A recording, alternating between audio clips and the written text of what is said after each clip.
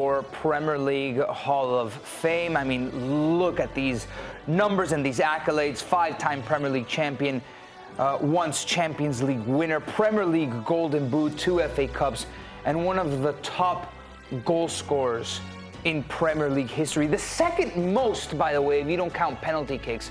So that is quite the achievement. And with us today and right now, we have the honor of being with the absolute legend himself, Andy Cole. Andy, how you doing? I'm very good, thank you very much. You guys all good? Yeah, great. Congratulations on the Hall of Fame induction. That must feel surreal. Yeah, most definitely. I think more so for my kids. I've always enjoyed the journey, you know, and to be voted into the Hall of Fame is something very, very special. I think when you have kids and your kids have never really seen you play, and then something like this happens, you know, they're naturally very, very proud. How old are your kids, Andy? My son is 28 and my daughter's 22. So do they, I mean, now at this age, I imagine they do grasp how big you were, but with the Hall of Fame, maybe they were brought back a little bit. Yeah, I think more so my son, because he actually plays himself. So yeah, he understands it. And, you know, he takes a little bit of ribbon about it as well from his teammates. My daughter less so. And I think she really appreciated it because she didn't know the standard that I actually got to and played at. And I think she was very overwhelmed by, obviously, me getting inducted into the Hall of Fame and very tearful that her father did so well. Andy, I want to ask you a little bit about your goal-scoring record, because one of the things that's most shocking about it is that of all the goals you scored, only one of them came from the penalty spot. What's up with that? It was a crazy day, to be fair. I was at Fulham, was playing Birmingham, and Fulham got a penalty, and no one wanted to take it. I mean, nobody. So the captain, Lee Clark, just said to me, Coley, take it. If you score, you score. If you miss, you miss. And it's as simple as that. And I did it. I was fortunate to score. Got one the week after, and I missed. So that was my penalty run, because no one wanted to take them at Fulham, which was absolutely crazy, I know. And you just didn't like taking penalties? What's up with that? I mean, I would assume you'd want to do that because it would just help you get more goals and get more stats. No, I think for me personally, it was a case of I always want to score goals in open play. I always set myself, if I'm going to prove myself at that level, the game's about scoring goals in open play, and that's what I actually wanted to do. What anyone else wanted to do, that's entirely up to them. You know? But for me, penalties wasn't part of my repertoire, because I always said if I couldn't do it in open play, I wasn't good enough. I mean, let me just put it into context. Top Premier League goal scorers, right? Alan Shearer, 260, Harry Kane, 230, Rooney, 208, Andy Cole, 187, and then Kun Agüero. That's the top 5. Take away penalty kicks from everybody else, considering what you've just asked, Alexis.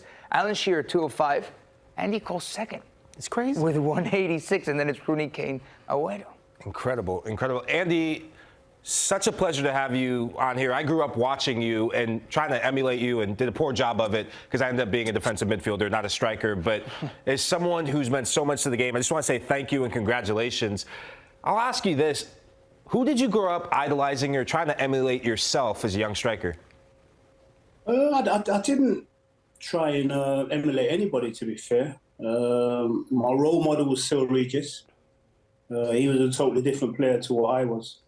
I just love the way he conducted himself. He did a lot for my generation, the generation before me, to give us the opportunity to play Premier League football, which he was in my day, obviously. You know, and I always looked at him and said to myself, if I could get to his level and conduct myself just like him, you know, I'll be very, very proud of myself. Andy, you've had an absolute amazing career, and you are a legend in my eyes, because I don't think you realise how much of an inspiration you were to players that look like me, being able to want to play football, to see the levels that you got to, playing for Newcastle, playing for Manchester United, winning the treble. You were such an inspiration to the next generation of young black players coming through. And I think you deserve a lot of flowers and credit for that, for, you know, the amazing career that you've had, the achievements that you had. And I just want you to know you're such an inspiration to so many of the next generation of black players coming through in England. Throughout your time, who would you say is the most difficult defender that you came against? And also throughout your career, who would you say is the most naturally gifted football player that you just couldn't coach the ability that he had? I think when it comes to defending, when you're playing at top level, they're all good players. Otherwise, they won't be at respective clubs. Playing in the Champions League against the Italians back then was really, really tough. In the Premier League, playing people like Tony Adams, Sol Campbell, Ferdinand. So there was all fantastic players. But I always went into the game of the ilk of not worrying too much about them, not showing them the respect they deserve. Because if you do that, you've lost half the battle already. Because that's what they will be expecting as players. So, I always enjoyed the battle, always enjoyed the tussle. I always respected them after the game because I knew there was quality players. Regarding the other question, I played against some unbelievable players. I'm very, very fortunate, to play Champions League football. I think back in those days, I think the Champions League was a little bit stronger than what it was now. And I remember playing against Ronaldo. I'd actually seen nothing like it. Obviously, I played against Zidane, Del Piero, all those guys, Boxic and all those guys. But the one game we played against Inter Milan, and Ronaldo played, and the Serie was half fit. It was absolutely unbelievable. It was show-stopping. If we talk about, obviously, Ronaldo now and Messi now, if the Brazilian Ronaldo had ever stayed fit, everyone would be still talking about him as well because he was an absolute phenomenal player. Yeah, he was a baller for sure. I want to ask a little bit just sort of the game itself. I think a lot of times players from your generation and previous will say certain things like, oh, back in my day, you had to be a great player. Now you just have to be a great athlete and things of that nature. When you look at the positions you played, forwards, center forwards, what do you see the game as being so different now? What do you think of the players now versus the players back in your era? The game will always evolve. And I think we all know football is a basic game, constantly evolving positions and just phrases. I get confused when people start telling me numbers instead of positions. I think I'm showing my age there. That when people say to me, "Oh, is it 8 or is it 6?" I'm like, "Where's that position?"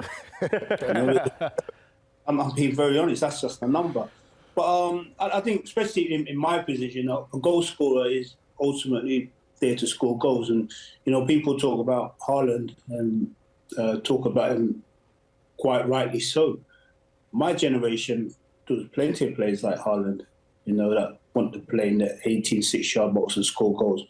But now we've got so many of the younger generation want to play in the hole, or as they say, a number 10 position. And there's not many centre forwards, i.e. all-school centre forwards. So that's why Haaland looks so different to what we have in the modern-day game now. Andy, you're at Newcastle United. You scored 34 goals, win the Golden Boot, incredible feat. Then you go to Manchester United, and you get to work with Sir Alex Ferguson. What was it like to work with him behind the scenes, day-to-day, and what makes him so special? I think behind the scenes, a lot of people won't understand that. They see him scowling a lot. Obviously, they've heard a lot about the hair drying and things like that. But he's a very good coach, very good man-to-man coach. When I'm talking about coaching on a football pitch, totally different. That's not his remit. But as an individual, 1v1, sitting down having a conversation, getting the best out of you, I've come across no one like him. His eye for a player, how he got every little thing out of a player is absolutely phenomenal. And that's what he was good at. Could spot a player, but could galvanise every one of his players to play the way that he wanted Manchester United to play. And I think that's the testament to him. Andy, not many players got to do it, but you're one of the few who've done the treble. Can you explain to us what it's like to go through such an emotional season and after, just the celebrations of what you guys accomplished at that time? Oh, man, when it comes to footballing, man, possibly the best 10 days of my footballing career is absolutely phenomenal. And it's so hard to sum up, even after, 25 years in. Still so hard to sum up how we done it, those last 10 days. It's just crazy. It's crazy. I think we've all got the opportunity to catch up with each other, and I think it's next week that the documentary comes out, the 99 treble comes out next week. So I think we're all looking forward to it. It's just something so special. It's still, for me, it still feels very surreal. Andy, I want you to take me through the emotions of those last 10 minutes or so. I mean, you're talking about a 10-day span where you completed the treble, but you got subbed off for Ole Gunnar Solskjaer. You're on the bench for those 10 minutes when you guys are losing 1-0. Tell me what was going through your mind, how nerve-wracking those 10 minutes were from losing a Champions League final to winning and completing the treble. I think for us, especially that season, we got ourselves a hell of a lot of late goals. And we always believed that we could score goals, regardless what position it would come from. We always believed we could score goals. So when it did come about, the first one, Teddy gets in and Ollie, it's just, I remember saying I got to the corner flag before Ollie did. That's just how special it was. Now, over the years, I've had so many people say, "Oh, you must be absolutely devastated that, Ollie coming and scored." I'm like, why would I be devastated if we just completed the treble, we just won the Champions League, and we've all contributed to an unbelievable season? I mean, I played the majority of the season. I ended up scoring, I think it was 25, 26 goals that season. So not scoring in the Champions League final and winning it, I'll say what I'll do all day long. I'll take the winner's medal and not score in the Champions League final. Yeah, I mean, you guys obviously accomplished something that was very difficult to do. Let's talk about something else that might be a little difficult, which is England getting back on a podium, winning some type of trophy. What do you think for the England team in these Euros? I think they've got as good a chance as any of the best nations. I think expectation levels will always be high regarding England. They've got a fantastic crop of players at the moment. Take nothing away from England. There's other nations that are going to be very strong as well. France are going to be very strong. Portugal are going to be very strong. And when you win a major tournament, you always need that little bit of luck. If all the English players can turn up and play like they've done for the respective teams throughout the season, England can have a real good tournament. But can I sit here and say England are definitely going to win the tournament? I can't, because, like I said, sometimes that little bit of luck you need, you might get, you might not get, but they will be there or thereabouts. We got to do it. We got to talk about it. Manchester United legend, Premier League legend. So we got to talk Manchester United. It cringes me to talk about United because it hasn't been the best of seasons. So from your perspective, seeing the club go from what it was to what it is now, how would you assess the current state of affairs? It's very, very tough. I think it's really tough for us ex-players that have been very fortunate to play in a very successful Manchester United team. How long that generation run for as well. So when you see Manchester United where they are now, I think a lot of football clubs, or you could say a lot of fans, have been waiting for this decline for many, many years, because we dominated football for so long. And it's gonna take time. Where Manchester United need to get back to, they need to close the gap on the teams that are above them, and it's that simple. So, I know we talk about obviously trying to win the Premier League again and compete in Europe. But ultimately, you've got to close the gap on the best teams in your respective leagues first before Manchester United can really start talking about winning the Premier League and competing in the Champions League. I'm of the ilk of, if you're going into the Champions League, you've got to go into the Champions League believing you can win it. Not just getting into the Champions League to play in the Champions League for financial rewards, because that's not what Manchester United is about. Manchester United is bigger than that. And you think, Andy, that Erik ten Hag's on the right track to do that? Only time will tell. I get asked this question all the time. And as a manager, you're only as good as your last game. You're a bit like a player. If Erik ten Hag was in the same position he was last season, all the noise that's been made this season most probably would never be made. But Manchester United have been so up and down this season. I know we've got ourselves to another cup final than that. But the league position has not been the best. There's going to be no Champions League football come next season. So you always can ask the question, is he the right or is he the wrong man? And that's ultimately, that's not going to be down to me. That's going to be down to the new owners, whatever decision they decide to make.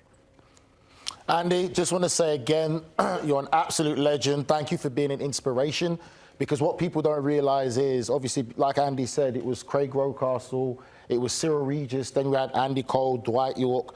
before we talk about and see the Thierry Henrys, the Drogbas and Jermaine Defoe, it was players like that that made a way and gave us as a generation the inspiration. So just want to give you your flowers for being an absolute legend in the game and your contribution to the next generation. Thank you very much. Thank you. Andy, before we let you go, what are you up to nowadays? Because it's not often that we see someone that was so high profile, so prolific, kind of just go under the radar. What are you up to these days? Yeah, I think that's the way I've lived my life. You know, when I was playing football, I played football, did my job, and that was me, under the radar. I'm still very busy with Manchester United, ambassador capacity, doing a little bit of media work, but just taking over, you know, just trying to maintain my health at the moment. Living your best life. I love that. Keep it up. Well, it's an absolute honor to speak with you, to get to pick your brain. Someone as prolific as you were in front of a goal, and having you on Morning Footy on a show like this is absolutely an honor. So thank you. No problems. Thank you very much. Thanks for having me. That's 2024 Premier League Hall of Fame inductee Andy Cole.